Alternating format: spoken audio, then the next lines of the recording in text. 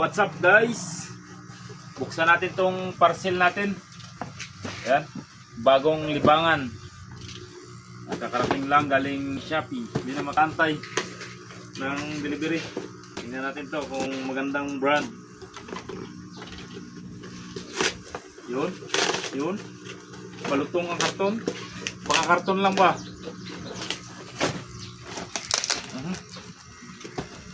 Parang ano lang ah. Ang laki ng karton ah. Ayun. So guys, Casking na brand. Maganda kaya to? Ano? Mga accessories niya. Model yun. Panibagong libangan guys. Ito yung ano niya.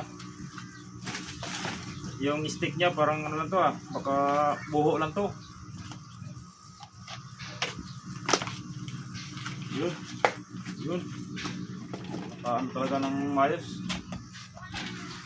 Balot.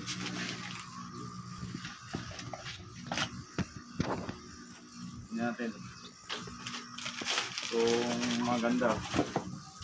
Ano, lagayan. Pwede ka na maging endorser, mahal. Casking. Bukan natin to guys, yung brand na to kung ano. Hindi naman masyadong kamahalan. Kaya lang ng budget. Pero tingnan natin kung matibay. You know? Uy, ganito pala to. Hindi dugtong. Yan. Nice ba ang packaging? Ha? May sticker pa ata. Ito.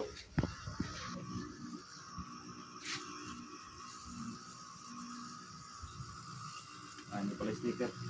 Ano lang. Design. Ito yung handle niya. Ilang dugtong to? 5 dugtong. Ano ba to? Yan. Hindi pa ako marunong nito guys. Paturo lang tayo. Yan lang muna. Oops. Yan. 2.2 meters ang haba.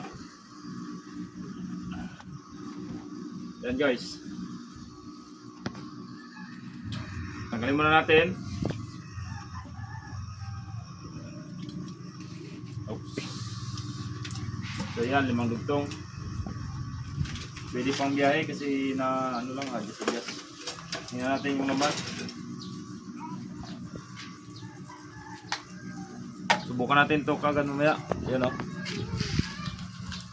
Yan, di ko alam yung tawag nito kasi first time ko lang magamit ng ano, reels. Pang reels. Yan o. Yan. Tapos, ito. Ito. Kaya natin yung nylon nya. Yan natin. Yan guys. Comment nyo na lang kung matibay ba itong ganitong ano. Oh. Yan yung brand. 20 pounds.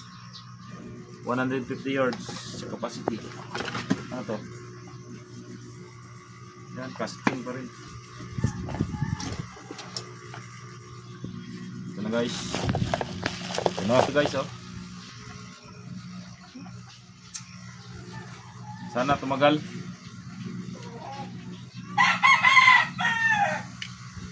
So, Okay kayo? sabi natin. Okay kayo? Okay, kaya talaga to. Excited ka na? Yan lang ha. Parang ako. So, yun lang guys. Subukan natin to. Casking.